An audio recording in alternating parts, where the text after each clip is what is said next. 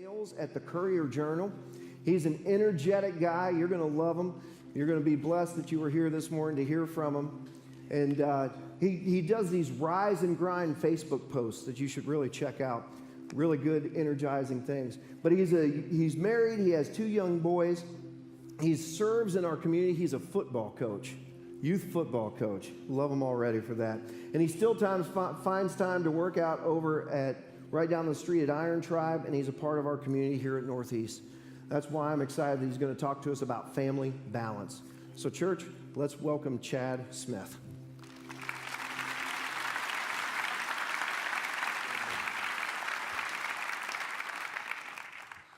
Six years ago, my life changed in a very dramatic way. My father, one of the strongest men that I ever knew, passed away and died to a brutal disease called ALS. Now, some of you may have faced this challenge or another one like it, but it really started to put some things into priorities for me. And I started to think about as people came in the door and they put their arms around me and they would tell me how much they were sorry about my loss, but shortly after that, they would follow it with a statement about what he had done in their lives to make an impact. How much they loved him, how much they cared for him. And I started to think about this balance he must have had in his life because of his professional and personal and spiritual journey. Because to be honest with you, most of these people who came in, I had never met before. And I was hearing these stories for the first time, and I started to realize the legacy that my father had left behind. I started to look at myself and say, Chad, what is it that you want people to say about you when you pass on? Are your priorities in the right place? And I got to tell you, at that point, I don't think they were. I wasn't spending time with my family the way that I should. And I had to start thinking about this thing called opportunity costs. See, an opportunity cost are those things that you give up to do the things that you want to do. When we say yes to one thing, consciously or subconsciously, we're saying no to another. And so what I started to realize is that those things every single day that I was saying yes to became some of the most important decisions that I made in my life. And I started to challenge myself to think, what are you going to do differently, Chad, as you move forward? And so I started to think of these pillars, and I thought I would share these with you this morning. In the first one, who are you surrounding yourself and who are your teammates, and are you choosing them wisely? Those people you choose to surround yourself with. And I'm not talking about the ones that when things are good, right? I mean, we have those teammates. Those are the easy ones. I'm talking about the ones that get down with you when times are tough and the challenges that you face, and the ones that are going to encourage you and challenge you but hold you accountable. And I started to look for those people in my life.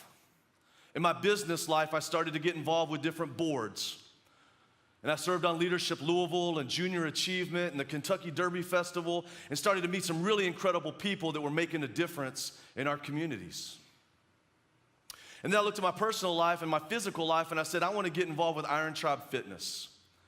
And I met some incredible people, and I've got coaches there every week, and when I don't show up, because there are times I don't, they reach out to me and they say, Chad, where are you? We miss you, we need you. Come be a part of this thing. They hold me accountable. And then over the last 6 years, I chose to also be a part of Linden Recreation and be a coach. And so I've coached some incredible kids and made an impact on families.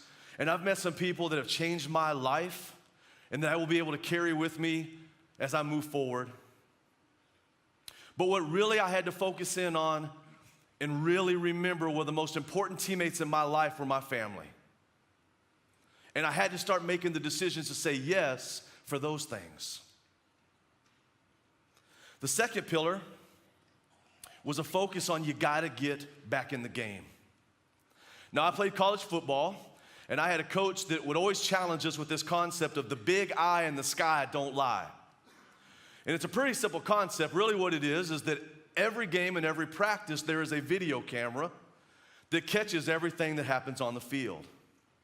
Right? So when you do the right things, you're rewarded for those. You're recognized. You're praised. Way to go, Chad. Build on that. But the tougher ones or when you make the mistakes. Because then you got to own up to them. You got to learn from them. You got to grow for them. You got to get coached up. And so those become times in our lives where we've got to look for opportunities to grow and get better. And guys, I'm going to challenge you right now that there is a big eye in the sky that doesn't lie.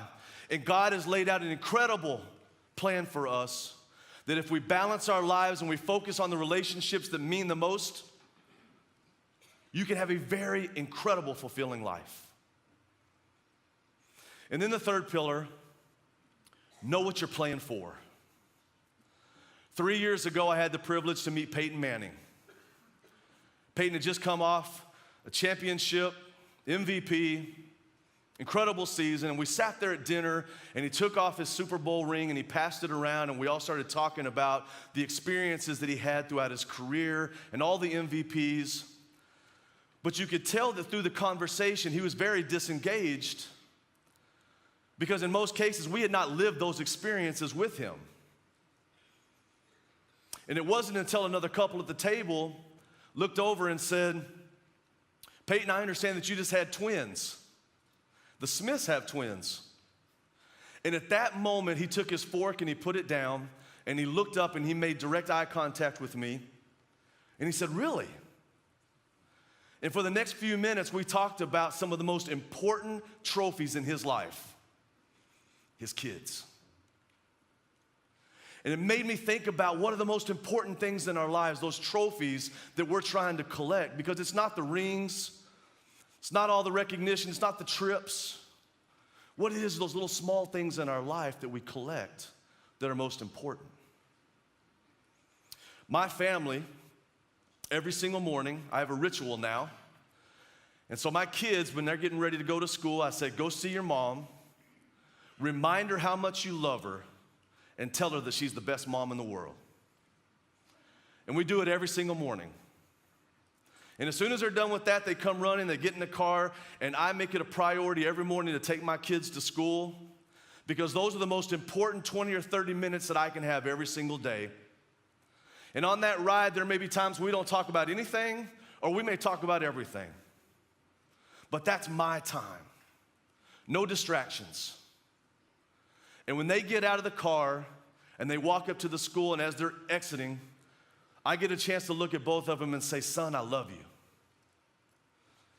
And they turn right back around and look at me and say, Dad, I love you too. That's balance.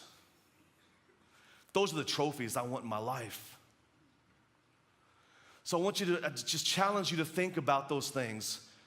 As you think about the balance in your life, you think about the things that are important, you think about the relationships, who are you surrounding yourself with? Who are those teammates that you're putting in your life? Get back in the game. You're gonna make mistakes, we all do. Learn from them, grow from them, but get back in the game of life. And never forget what you're playing for. Because my question to you today is, what do you want your legacy to be?